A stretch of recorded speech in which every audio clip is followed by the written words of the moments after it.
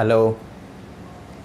देखिए, कल हम लोग डिस्कस क्या किए थे कि कैसे हम लोग को आगे बढ़ना है, कौन कौन से चैप्टर से शुरू करना है और किस दिन किस चैप्टर करेंगे, सप्ताह में कितने लेक्चर आएंगे, ये सब मैंने कल कर लिया था। तो मैंने कल बोला था कि आज से मतलब जब भी नेक्स्ट लेक्चर आएगा तो मैं चैप्टर शुरू करूँगा। कौन सा? The refraction and reflection. ठीक है, तो देखिए आज वो पहला लेक्चर है मेरा जिसमें हम फिजिक्स का एक चैप्टर, उसका नाम क्या है? रिफ्लेक्शन एंड रिफ्लेक्शन यानी ऑप्टिक्स। ठीक है, उसका हम शुरुआत करेंगे। चलिए देखते हैं क्या क्या है। तो आइए देखिए, चैप्टर का नाम क्या है? The reflection and refraction. देखिए, reflection and refraction.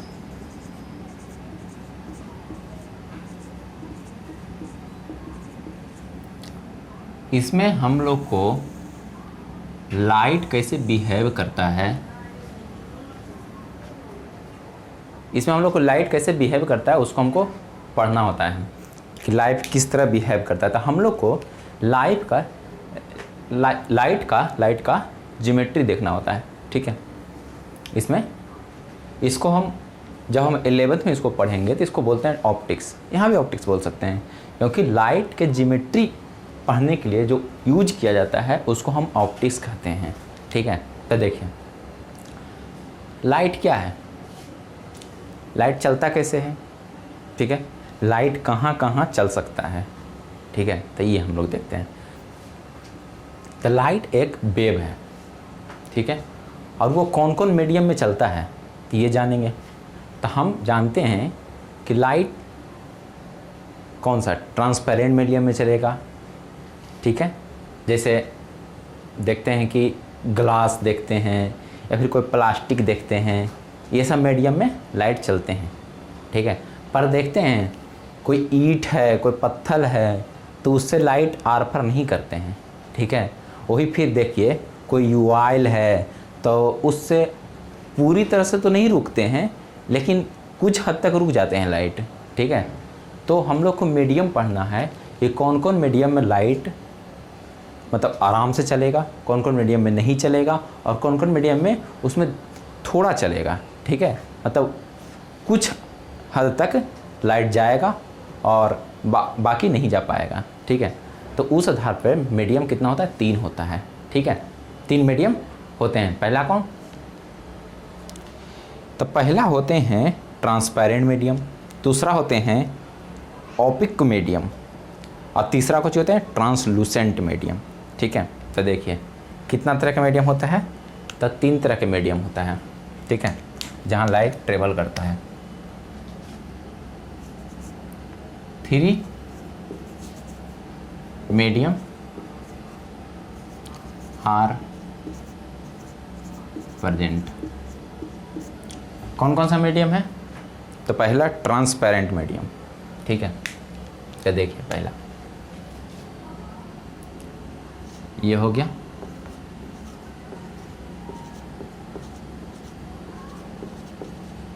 Transparent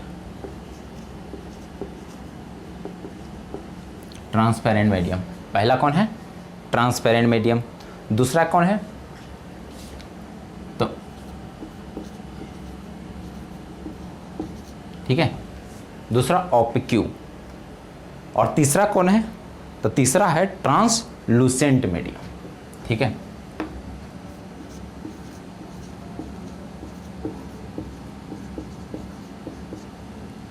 translucent medium. अब देखिए तीनों होता क्या है तो ये जान लेते हैं। तो ट्रांसपेरेंट क्या होता है? ट्रांसपेरेंट वो मीडियम होता है जिसमें विदाउट कोई रुकावट का, ठीक है, मतलब बिना कोई रुकावट का लाइट आर पार कर जाए। जैसे क्या?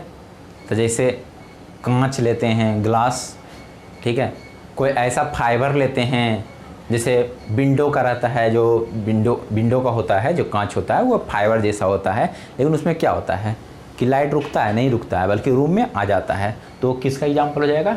ट्रांसपेरेंट मीडियम का एग्जाम्पल होता है। मतलब ट्रांसपेरेंट मीडियम वो होता है जिसमें लाइट आर पर कर जाए बिना कोई रुकावट का, ठीक है, उसको क्या बोलते हैं? Transparent medium. उसका एग्जाम्पल क्या क्या होगा? तो ग्लास होगा, ठीक है, ग्लास हो जाएगा, और वाटर हो जाएगा, ग्लिसरीन हो जाएगा, ठीक है। वाटर में भी देखते हैं कि जो साफ वाटर हो, वाटर मतलब ये नहीं बोल रहे हैं ना कि गंदा वाटर, नाली का पानी हो या फिर कोई तालाब का पानी हो जो गंदा हो, ठीक है, हम उसकी बात नहीं कर रहे हैं, उसमें तो इम्प्योरिटी मिल गया ना। हम बात कर रहे हैं कोई साफ पानी की, ठीक है। तो वो भी क्या है? एक ट्रांसपेरेंट मीडियम होते हैं, ठीक है, ट्रांसपेरेंट मीडियम। उसमें क्या होता है कि लाइट आराम से आर पार जा सकता है। तो देखिए इसका लिख लेते हैं इसके बारे में कुछ। तो लाइट कैन ट्रेवल विदाउट कोई, जिसमें लाइट आराम से ट्रेवल कर जाता है। तो light can travel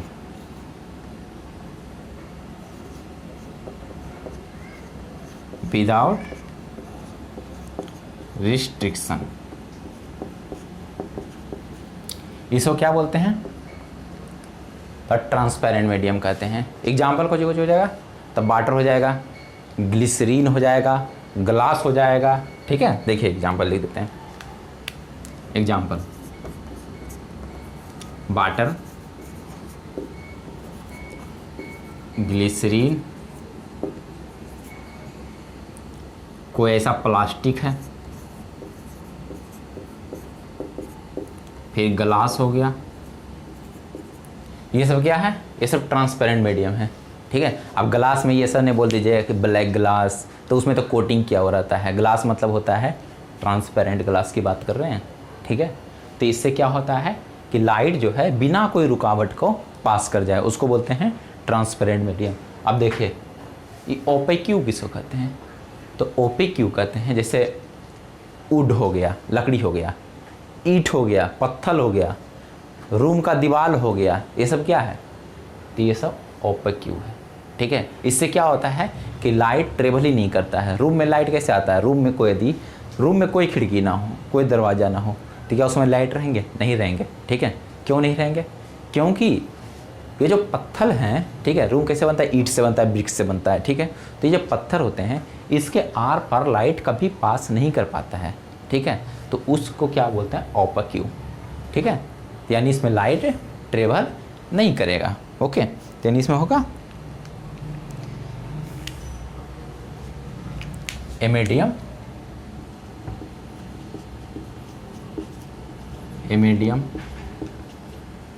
light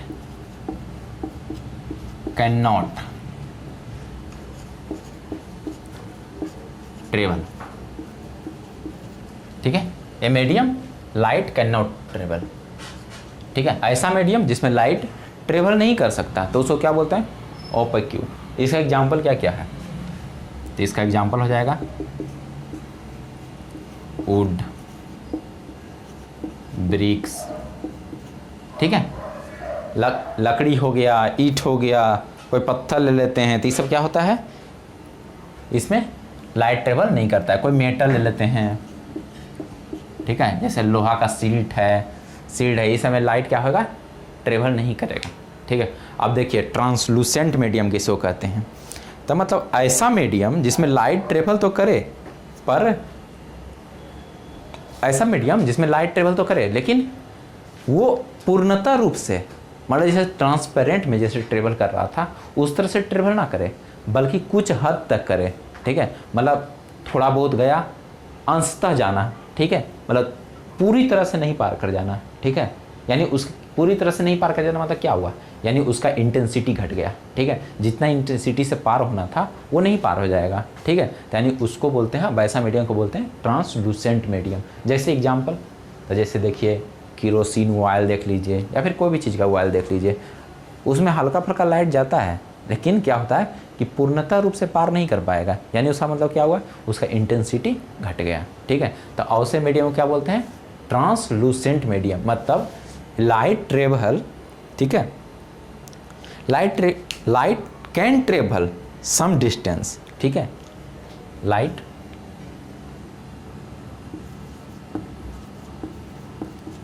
can travel some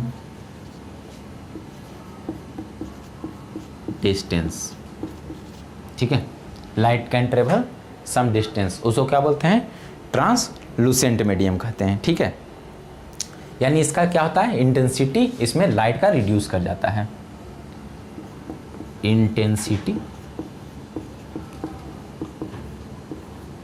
reduce, ठीक है, इसका इंटेंसिटी क्या होता है, रिड्यूस कर जाता है। इसका एग्जांपल कौन है, तो इसका एग्जांपल हो जाएगा ऑयल। ठीक है, एग्जांपल देखिए,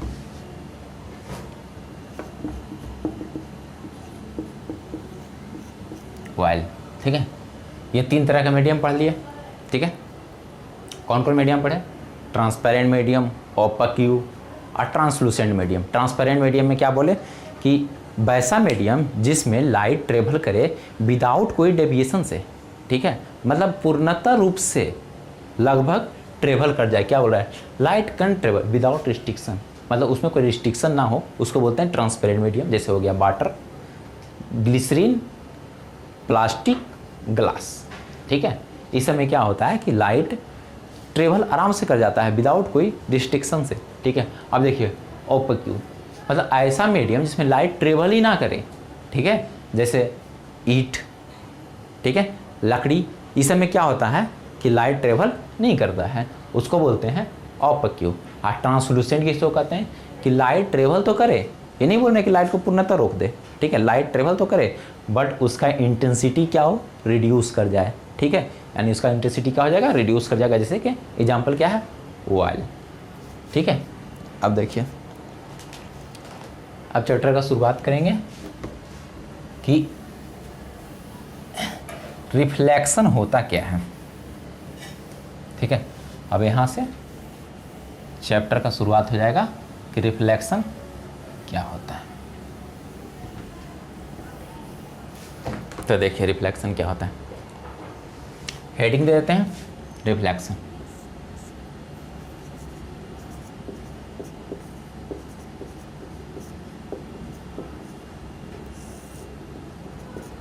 ठीक है, ये हेडिंग है रिफ्लेक्शन। तो रिफ्लेक्शन क्या है, तो रिफ्लेक्शन है कि जैसे देखिए कोई लाइट आ रहा है, सनलाइट, ठीक है, कोई मीडियम से टकराया, अब ऊपर से आ रहा है तो ज़मीन से टकराएगा ही। ठीक है, ज़मीन से टकराया और टकरा करके सेम मीडियम में वापस चला गया। ठीक है, टकरा करके एब्जॉर्व नहीं हो जाता है लाइट, वो क्या हो जाता है, वापस चला जाता है। ठीक है, यही फेनोमेना जो है, आना, टकराना और जाना, ठीक है, इसको क्या बोलते हैं, रिफ्लेक्शन। ठीक है, बस इसी फेनोमेना को रिफ्लेक्शन कहते हैं। यानी लाइट आया और सरफेस पे टकराया। देखिए लाइट जहाँ से आ रहा है वो कहाँ है, वो एयर है। ठीक है, उसको हम मीडियम अलग मानते हैं। सरफेस पे टकराया तो क्या हुआ, वो मीडियम अलग हो गया क्योंकि मटेरियल अलग है ना, एक एयर हो गया, एक सरफेस हो गया, तो उसका मीडियम दूसरा मान लिया।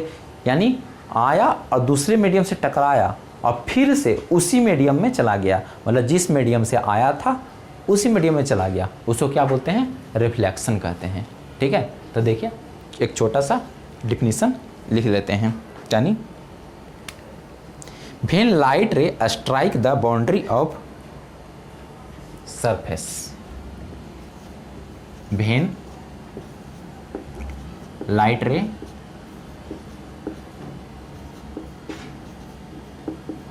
strike the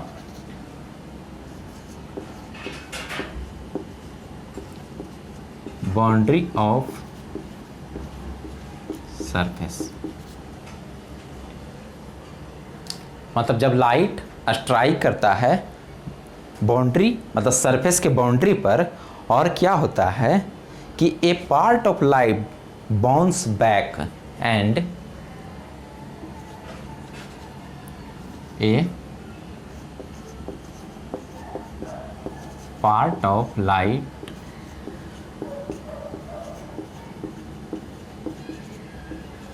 bounce back in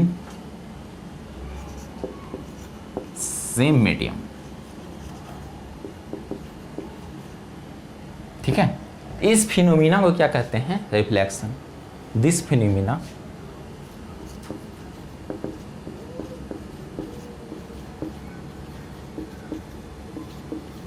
is called reflection. ठीक है, देखिए क्या लिखा हुआ है। वेन लाइट रे आया, कहाँ से आया? तो एयर से आया। ठीक है, स्ट्राइक कहाँ किया? तो सरफेस पर किया, यानी ज़मीन पे किया। ठीक है, ज़मीन पे किया और क्या हुआ कि एक पार्ट, मतलब ऐसा नहीं कि जितना लाइट आया था उतना ही वापस चला गया, ऐसा कुछ नहीं होता है। क्या होता है कि जितना लाइट आता है वो क्या हुआ कि थोड़ा सा एब्जॉर्ब हो जाता है लाइट। ठीक है, मतलब थोड़ा क्या हुआ, एब्जॉर्ब हुआ लाइट, और फिर कहाँ होगा, फिर उसी मीडियम में क्या हुआ, चला गया। ठीक है, इस फिनोमिना को क्या बोलते हैं? इस फिनोमिना को रिफ्लेक्शन कहते हैं। ठीक है, अब देखिए रिफ्लेक्शन का दो नियम है। ठीक है, पहले देखिए क्या है इसका मतलब। जैसे ये क्या है, ये सरफेस है। ठीक है, अब देखिए लाइट रे यहां से हम देते हैं। ठीक है, यहां से लाइट रे आया और देखिए इस तरह से चला गया, यहां से आया इस तरह से चला गया। साइन देना मत भूले, साइन बहुत इंपॉर्टेंट है। साइन रहेगा तभी तो पता चलेगा कि हाँ आ रहा है और जा रहा है। ठीक है, अब देखिए यहाँ पे देखिए एक नॉर्मल, ये सरफेस पर एक नॉर्मल पाते हैं। ठीक है, ये क्या है, ये सनलाइट है, यहाँ से आ रहा है,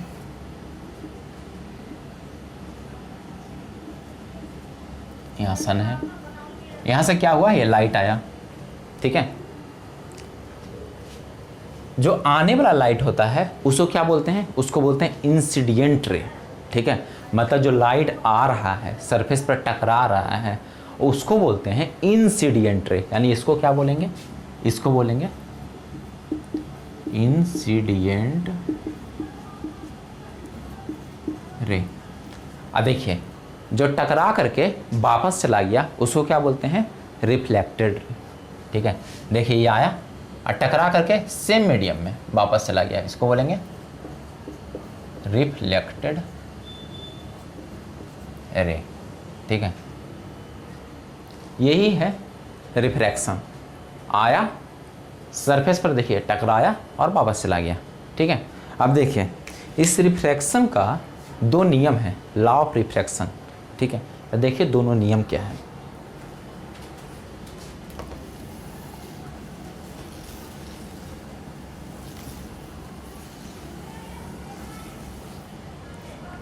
देखें, जैसे देखिए नॉर्मल पार दिए हैं तो ये एंगल होगा कुछ और ये एंगल होगा कुछ, मतलब सरफेस से कुछ एंगल बना करके ये टकराएगा। ठीक है, और कुछ एंगल बना करके वो वापस लौट जाता है। ठीक है, तो यानी इस एंगल का नाम क्या है? इस एंगल का नाम क्या है? इसको देखिए, इसको हम आई से डोनेट करते हैं। ठीक है, आई इसको क्या, जिससे आर से। ठीक है, अब देखिए आई और आर को क्या बोलते हैं? तो आई को बोलते हैं एंगल ऑफ इंसिडेंस। ठीक है, आई को क्या बोलते हैं? Angle of incident. ठीक है, और उसको क्या बोलते हैं? जिधर रिफ्लेक्टेड पार कर रहा है तो रिफ्लेक्टेड एंगल। ठीक है, तो आई को क्या बोलते हैं?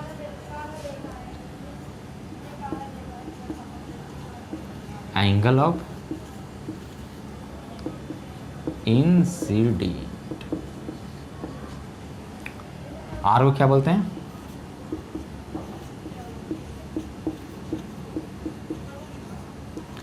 Reflected angle.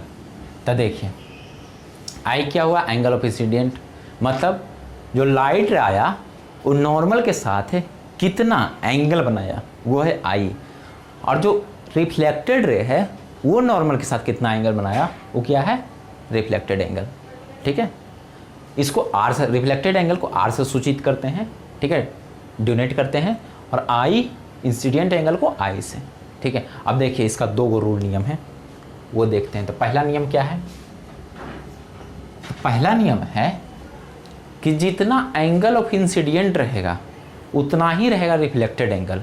मतलब जिस एंगल से लाइट रे आया और सरफेस पे टकराया, ठीक है, नॉर्मल के साथ जितना एंगल बनाया, कितना एंगल बनाया था, आई बनाया। ठीक है, और सरफेस से टकरा करके जितना एंगल बना करके वापस चला गया उसी मीडियम में, वो दोनों एंगल क्या होते हैं, सेम होते हैं। ठीक है, यानी एंगल आई बराबर एंगल आर। ठीक है, और दूसरा नियम क्या है, पहला नियम तो हो गया, दूसरा नियम क्या है कि इंसिडेंट रे, ठीक है, नॉर्मल और रिफ्लेक्टेड रे तीनों क्या होंगे, सेम प्लेन पे होंगे। ठीक है, देखिए तीनों क्या हैं, सेम प्लेन पे हैं कि नहीं है, बताइए। यानी incident ray, normal and reflected ray ये तीनों क्या होंगे, सेम प्लेन पे होंगे। यही है दो लॉ, क्या चीज़ का, तो लॉ ऑफ रिफ्लेक्शन का। तो चलिए शॉर्ट में लिख लेते हैं इधर। तो एंगल ऑफ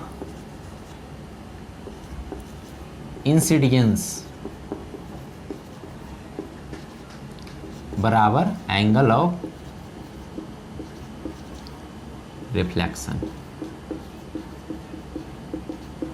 यानी हम बोलते हैं एंगल आई बराबर एंगल आर। ठीक है, और देखिए दूसरा लॉ क्या कर रहा है, तो दूसरा लॉ कहता है कि इंसिडेंट रे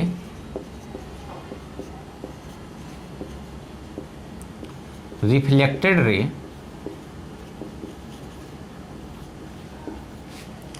एंड क्या, एंड नॉर्मल,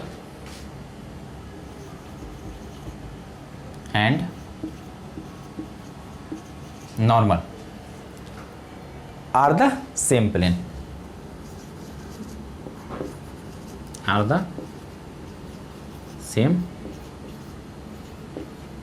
प्लेन। ठीक है, incident ray, reflected ray and normal are the same plane.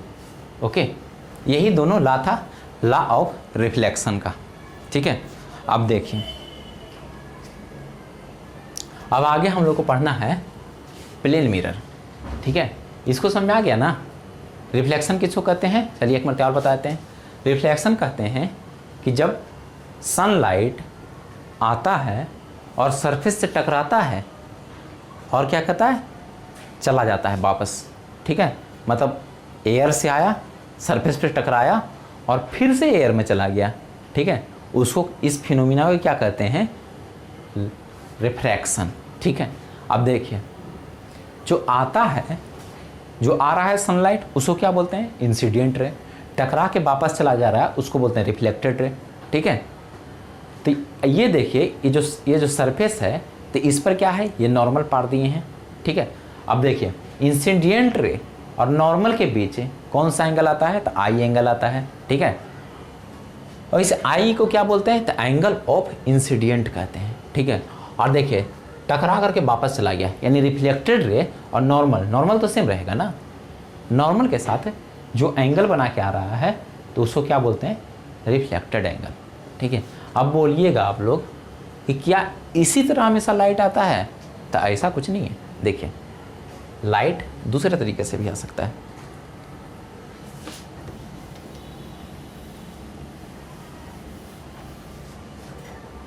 जैसे देखिए मान लिया कि लाइट इस तरह से आया,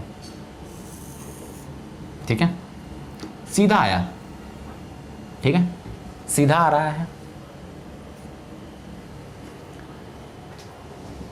जब 12 बजता है, 1 बजता है, तो सनलाइट क्या होता है, सीधा, डायरेक्ट सीधा आता है। तो यानी ये कंडीशन फुलफिल करेगा। तो ये कंडीशन में क्या हो रहा है कि जैसे देखिए आया, अब बताइए कि नॉर्मल हम कहाँ पाएंगे, तो नॉर्मल कहाँ पाएंगे, तो नॉर्मल भी ये क्या है, ये नॉर्मल भी है, ठीक है। यही हम कह सकते हैं इसमें कि नॉर्मल पर ही लाइट गिर रहा है, तो नॉर्मल पर ही लाइट गिरेगा, यानी नॉर्मल से इंसिडेंट एंगल जीरो, एंगल जो होगा जीरो होगा और रिफ्लेक्टेड एंगल भी जीरो होगा, ठीक है, क्योंकि नॉर्मल से हम देखते हैं ना। अब बताइए नॉर्मल पर ही इंसिडेंट रे गिर गया, ठीक है, तो यानी एंगल नॉर्मल के साथ कितना बनाया, 0 डिग्री बनाया, ठीक है। अब देखिए जितना डिग्री एंगल बना के आया उतना ही डिग्री एंगल बना के चला जाएगा, यानी इसी पर क्या होगा कि जैसे देखिए ये आया, ठीक है, नॉर्मल पे और इसी पर चला जाएगा, ठीक है। अब यहाँ भी देखिए आई बराबर आर, ये रूल नियम फेल नहीं होता है, ठीक है, यानी आई बराबर आर, यहाँ पर ही है 0 डिग्री, बस यही होगा। और यहाँ पर ही क्या होगा, कुछ एंगल आएंगे, ठीक है, तो यानी ये सुबह या शाम की बात कर रहे हैं, और ये क्या है, दोपहर की बात, क्योंकि हमेशा सनलाइट इस तरह से नहीं आता है, कभी कभी सनलाइट सीधा भी आता है, सीधा भी पड़ता है सरफेस पर, तो सीधा जब पड़ता है सरफेस पर तो ये केस होता है, ठीक है। अब चलिए अब हम प्लेन मिरर का देखते हैं कि प्लेन मिरर क्या होता है, उसका प्रॉपर्टी क्या होता है, उसका इमेज कैसे बनता है, ठीक है, यही सब हम लोग को देखना है। तो देखिए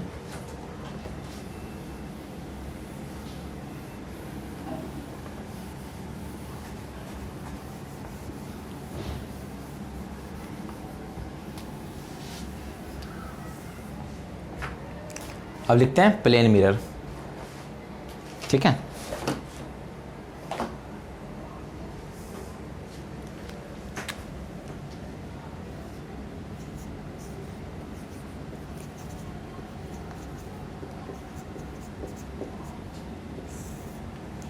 तो देखिए प्लेन मिरर तो आप लोग सब देखे होंगे, ठीक है, देखे ही नहीं होंगे बल्कि दिन भर में 3-3 4-4 बार देखे होंगे, ठीक है, खास करके गर्ल्स, ठीक है, स्कूल जाते समय कभी भी प्लेन मिरर का यूज करते हैं, मार्केट जाते समय प्लेन मिरर का यूज करते हैं, यानी प्लेन मिरर से आप लोग भली भांति परिचय हैं, ठीक है, कि प्लेन मिरर होता क्या है, ठीक है, जो हम लोग देखने का काम लेते हैं उसको बोलते हैं प्लेन मिरर। तो देखिए इससे इमेज का फॉर्मेशन कैसे होता है ये देखते हैं, ठीक है। तो देखिए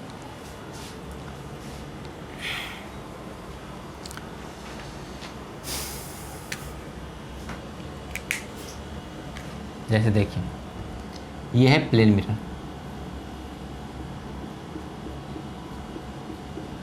ये हो गया प्लेन मिरर, ये हम क्या किया, तो ये हम इसका सिल्वरिंग कर दिए, ठीक है। कोई मिरर का आप देखिए खोल करके तो पीछे क्या होता है कि पीछे पेंट किया होता है, वो पेंट नहीं किया होता, सिल्वरिंग किया होता है, ठीक है। तो देखिए सिल्वरिंग कर दिए। अब देखिए यहाँ पर ही एक,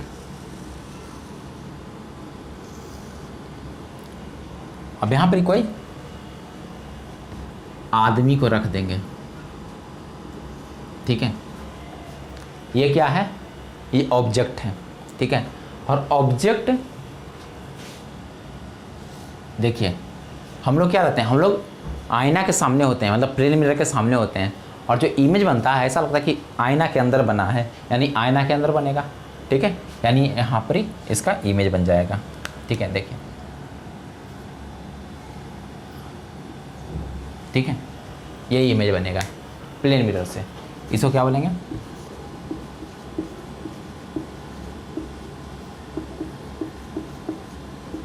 प्लेन मिरर। देखिए इसमें क्या बताया जा रहा है, देखिए इसका जितना हाइट है वही हाइट इसका है, ठीक है। हम लोग जब आईना को देखते हैं तो क्या हम उसमें बड़े छोटे दिखते हैं, नहीं दिखते होंगे, जितना बड़ा हम हैं उतना ही बड़ा दिखते हैं उसमें, ठीक है, यानी सेम हाइट का दोनों दिखता है, ठीक है। और क्या देखते हैं, तो ये प्लेन मिरर है जो लेटरल इन्वर्जन शो करता है। और देखिए जितना डिस्टेंस पर हम खड़े होते हैं, मान लें कि ये डिस्टेंस d है, ये डिस्टेंस d है, और यही डिस्टेंस पर इमेज का फॉर्मेशन होता है, ठीक है, आईना यानी प्लेन मिरर के उस पर, ठीक है। तो देखिए इसका भी डिस्टेंस क्या हो जाएगा, d हो जाएगा, ठीक है, यानी जितना मीटर पे फिर जितना डिस्टेंस पे ऑब्जेक्ट रहेगा, ठीक है, प्लेन मिरर के सामने, उतना ही डिस्टेंस पे क्या होगा, इमेज बनेगा प्लेन मिरर में, ठीक है। तो देखिए और क्या क्या होता है, तो यहाँ पे लिख देते हैं कि जो प्लेन मिरर के द्वारा इमेज बनते हैं वो क्या होते हैं, इरेक्ट होते हैं, मतलब सीधा होते हैं। तो image form by plane mirror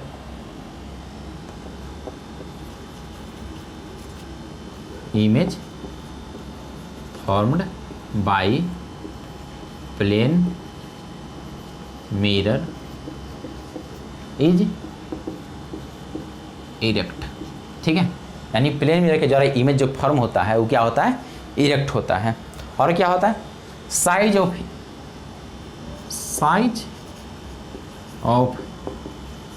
image बराबर साइज ऑफ ऑब्जेक्ट, ठीक है। यानी जो इमेज का साइज है वही ऑब्जेक्ट का साइज होगा प्लेन मिरर में, ठीक है। और क्या है तीसरा पॉइंट, तो ये होता है लैटरली इन्वर्टेड।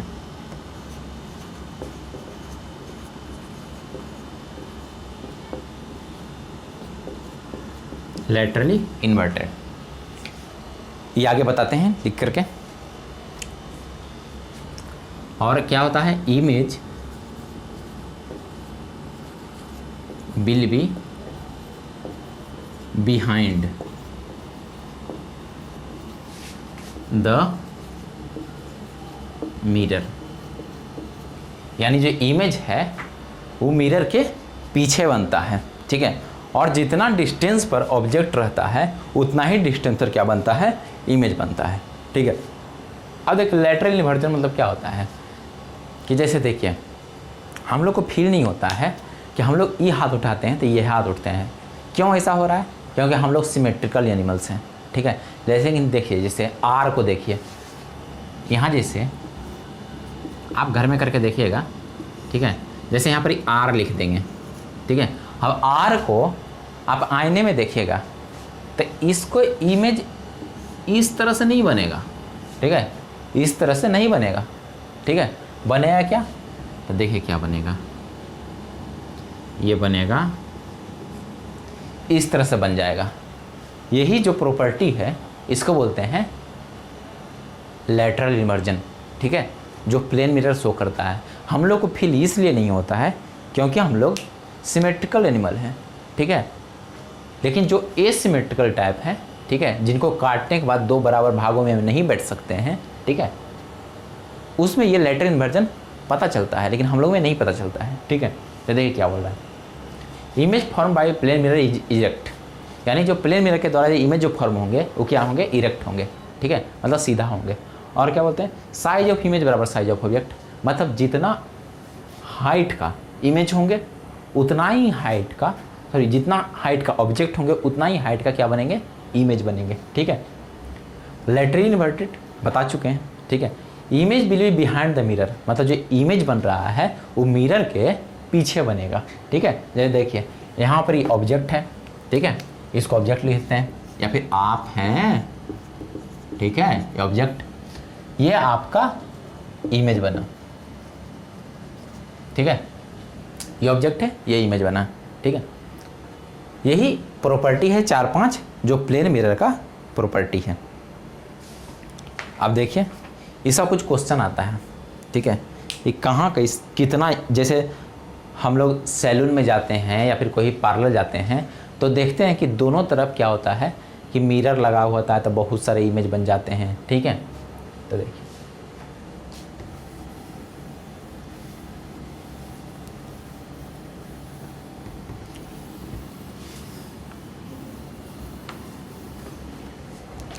बोल रहा है image formation by two mirror in contact, ठीक है। इमेज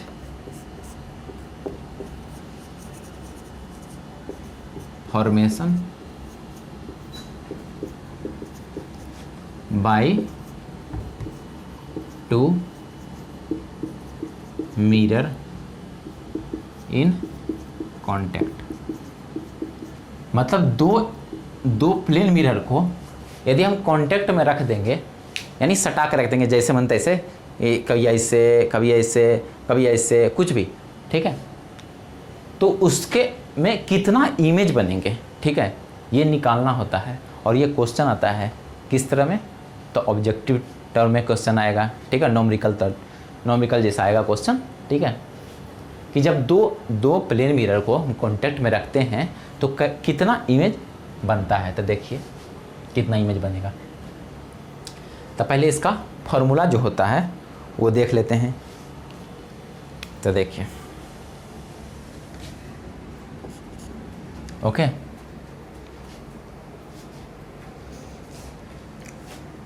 बोल रहे हैं जैसे देखिए दो ऐसे प्लेन मिरर फाड़ दिए हैं, ठीक है, ये है एक प्लेन मिरर, एक प्लेन मिरर ये है, ठीक है। अब इसके बीच में कोई ऑब्जेक्ट रख देंगे, ठीक है, मान लिया कि ये कोई ऑब्जेक्ट है, ठीक है। अब बताइए इसका कितना इमेज बनेगा। मान लीजिए ये एंगल कितना है, थीटा, ठीक है, थीटा एंगल है। तो यही सीखना होता है कि कितना इमेज इसके बीच में बनेंगे। तो देखिए क्या होता है कि मान लिया थीटा जो है वो एंगल बिटवीन टू मिरर है। Let theta is angle between two mirror, ठीक है, ओके। अब देखिए क्या करते हैं, 360 बटे थीटा कर देते हैं, ठीक है। 360 मतलब जितना भी थीटा का ये वैल्यू दिया हो रहेगा उसको क्या करेंगे, थीटा 360 में डिवाइड कर देंगे, ठीक है। तो अब देखिए जो मान आता है यानी जो वैल्यू आता है उसको लिख देते हैं n, ठीक है। इसका वैल्यू n आएगा। अब ये दो तरह से आएगा, एक ऑड आएगा या फिर इवन आएगा, ठीक है, मतलब 2 4 6 8 इस तरह से आएगा तो इसको इवन कहेंगे, या फिर आएगा 1 3 5 7 यानी ऑड आएगा। तो पहले देखिए इसमें दो तरह से वैल्यू आएगा। पहला क्या आएगा, तो पहला आ जाएगा ऑड, ठीक है। दूसरा क्या आ जाएगा, इवन, ठीक है। तो देखिए पहले हम देखते हैं कि यदि इवन आया तो क्या होगा, ठीक है। यानी पहला पॉइंट क्या देखते हैं, देखिए पहला पॉइंट दिखते हैं, इफ n बराबर इवन, ठीक है, मतलब जो n का वैल्यू आया वो यदि इवन आएगा तो क्या देखेंगे, तो देखिए क्या कहते हैं। मान लिया कि नंबर ऑफ इमेज बराबर m मानते हैं, ठीक है। नंबर ऑफ इमेज कितना माने, m। तो m कितना नंबर ऑफ इमेज बनेगा, तो m बराबर क्या बोलेंगे, m बराबर n-1, ये है फार्मूला होता है। नंबर ऑफ इमेज का मान क्या होगा, तो जितना n आएगा मतलब जितना इवन नंबर आएगा उसको क्या करेंगे, 1 से घटा देंगे, ठीक है, उसमें 1 घटा देंगे, वही हो जाएगा m का मान। m क्या है, तो नंबर ऑफ इमेज है, ठीक है। यदि 360 में थीटा से भागा दिए, ठीक है, थीटा क्या है, तो वो दो मिरर के बीच का एंगल है कि दो मिरर जब कांटेक्ट में रहेगा तो कितना डिग्री का एंगल बना कर कांटेक्ट में है, वही थीटा का मान है, ठीक है। ये देखिए थीटा, ठीक है, ये डिवाइड करेंगे तो n कुछ संख्या आएगा, ठीक है, कुछ नंबर आएगा तो उसको हम n मान लेते हैं। मान लिया कि वो संख्या ऑड आया या फिर इवन आया। यदि इवन आया, पहला केस के लिए डिस्कस कर रहे हैं, यदि इवन आया तो क्या करते हैं, तो माने नंबर ऑफ इमेज m मानते हैं। तो m बराबर क्या हो जाएगा कि इवन संख्या जो आया उसमें क्या करते हैं, 1 डिवाइड कर देते हैं, वही हो जाएगा नंबर ऑफ इमेज। अब देखिए दूसरा क्या हो जाएगा, तो दूसरा क्या है, इफ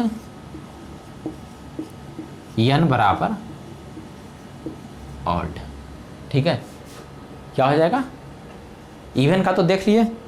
अब मान लें कि n का वैल्यू ऑड आया तो क्या कहेंगे, तो इसमें ही मानते हैं नंबर ऑफ इमेज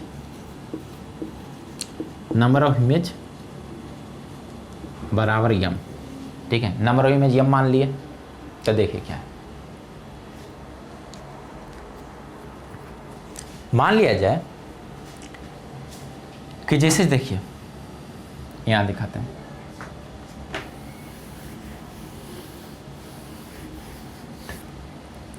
इसमें 2 केस होता है, ठीक है, कि पहला केस क्या हो जाएगा, ऑड में 2 केस, ठीक है। पहला केस क्या होगा कि यदि ऑब्जेक्ट है वो क्या है, सिमेट्रिक पोजीशन पे है, ऑब्जेक्ट एट सिमेट्रिक पोजीशन, ठीक है। इसका मतलब क्या हम बोलना चाह रहे हैं, तब बोलना चाह रहे हैं कि जैसे देखिए ये है एक प्लेन मिरर, ये है एक प्लेन मिरर, ठीक है। मान लिया जाए कि यहाँ कोई ऑब्जेक्ट है, ठीक है। अब यहाँ से इसको ड्रॉ कर देते हैं, तो ये जो एंगल है, सॉरी ये जो एंगल है और ये जो एंगल है, यदि ये दोनों क्या है, इक्वल आ जाए तो उसको क्या बोलते हैं, सिमेट्रिक पोजीशन बोलते हैं, ठीक है। तब मान लिया कि ये एंगल और ये एंगल इक्वल रहे तो इसको बोलते हैं सिमेट्रिक पोजीशन। तब क्या हो जाएगा यम का मान, द नंबर ऑफ इमेज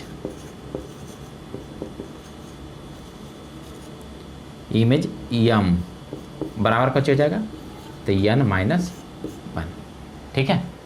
यदि एक केस निकल गया, अब बी केस निकलेगा कि यदि जो ऑब्जेक्ट है वो एसिमेट्रिक पोजीशन पे है, मतलब ये दोनों एंगल का जो वैल्यू होगा वो सेम ना हो, तो क्या हो जाएगा। तो देखिए बी नंबर क्या है, तो बी नंबर है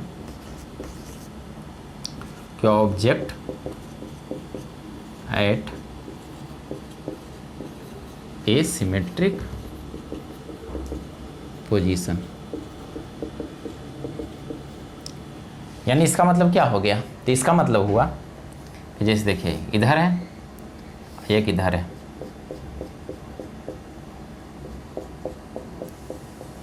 अब यहाँ पर ये एक पार्टिकल है, ठीक है।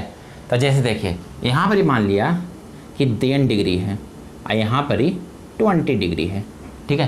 तो यहाँ 10 डिग्री है, यहाँ पर 20 डिग्री है, यानी ये क्या हो गया कि सेम नहीं है, सेम एंगल पर नहीं है, यानी क्या हो गया, ये एसिमेट्रिक हुआ। तो नंबर ऑफ इमेज क्या होगा, तो नंबर ऑफ इमेज बराबर, यानी इसको बोलते हैं यम, ठीक है। तो यहाँ पे नंबर ऑफ इमेज क्या होगा, तो नंबर ऑफ इमेज क्या होता है कि यही n के बराबर हो जाता है, यानी नंबर ऑफ इमेज बराबर n, ठीक है। यानी ऑब्जेक्ट सिमेट्रिक पोजीशन में रहेगा तो m का मान n माइनस 1 हो जाएगा, एसिमेट्रिक में होगा तो नंबर ऑफ इमेज बराबर n हो जाएगा, ठीक है। तो देखिए फिर से बता देते हैं कि जब दो जो प्लेन मिरर हैं यदि कोई एंगल पर हैं, ठीक है, इस तरह से, तो इसके बीच में एंगल थीटा रहेगा, ठीक है। तो बोल रहा है कि कितना इमेज बनेगा यदि दोनों प्लेन मिरर के बीच कोई ऑब्जेक्ट रहेगा तो कितना इमेज बनेगा, ठीक है। यानी इस तरह से पोजीशन में है, ऐसे और ऐसे, ठीक है। यहाँ पर ही कोई ऑब्जेक्ट है तो कितना इमेज बनेगा, तो देखिए यहाँ पर ही थीटा है, ठीक है, थीटा। तो क्या करेंगे कि 360 में थीटा से भागा दे देंगे, यानी डिवाइड कर देंगे, ठीक है। जितना मान आएगा उसको n बोल देते हैं, मान लिया n आएगा, मान लेते हैं n है, ठीक है। वो ऑड आएगा या फिर इवन आएगा, दो ही नंबर आ सकता है, ऑड आएगा या फिर इवन आएगा, ठीक है। यदि इवन आएगा, ठीक है, तो उसका तो सिंपल हो गया कि इवन आएगा तो क्या करेंगे, सीधा उसमें एक घटा देंगे, वही हो जाएगा नंबर ऑफ इमेज। लेकिन ऑड आएगा तो क्या करेंगे, तो ऑड आएगा तो वहाँ पर 2 केस बन जाता है, ठीक है। पहला केस क्या है, सिमेट्रिक पोजीशन, दूसरा केस क्या है, एसिमेट्रिक पोजीशन, ठीक है। तो पहला केस में क्या करते हैं, सिमेट्रिक पोजीशन में क्या कर रहे हैं कि जैसे देखिए यहाँ पर सिमेट्रिक पोजीशन है, यानी ये एंगल बराबर ये एंगल, ठीक है, ये एंगल बराबर ये एंगल। तो क्या करते हैं यहाँ पर ही कि नंबर ऑफ इमेज क्या करते हैं, n जो वैल्यू आया ऑड नंबर आया उससे 1 घटा देते हैं, तो वो हो गया नंबर ऑफ इमेज। लेकिन ऑब्जेक्ट यदि सिमेट्रिक पोजीशन में है तो क्या करेंगे कि एसिमेट्रिक पोजीशन में है तो क्या करेंगे कि जैसे देखिए यहाँ 10 डिग्री है, यहाँ पे 20 डिग्री बना रहा है, तो इसमें क्या करेंगे, तो नंबर ऑफ इमेज यम का जो मान है, यम का जो वैल्यू आएगा, यम का जो वैल्यू हमको निकालना है उसको क्या करेंगे, n से डायरेक्ट इक्वल कर देंगे, ठीक है। यानी जितना n होगा उतना ही क्या होगा, यम होगा। अब देखिए अब इसमें प्रॉब्लम करवाना होता है, इसमें कुछ क्वेश्चन करवा देंगे, ठीक है। तो इसमें जो क्वेश्चन करवाएंगे वो अगले लेक्चर करवा देंगे, बस ज़्यादा नहीं, 4-5 क्वेश्चन करवा देंगे। ये जो क्वेश्चन है, ठीक है, वो बोर्ड में नहीं, लेकिन हाँ कोई यदि ओलंपियाड का कर रहे हैं, NTSC का कर रहे हैं, तो ये सब क्वेश्चन का सामना करने मिल जाएगा। और ये सब कोई बहुत हार्ड क्वेश्चन नहीं है, ठीक है, बस पता होना चाहिए और कुछ नहीं है, बाकी सब ये सब सिंपल है। तो चलिए, थैंक यू। अब नेक्स्ट लेक्चर कहाँ शुरुआत करेंगे, तो ऐसा क्वेश्चन से शुरुआत करेंगे, ठीक है। Thank you.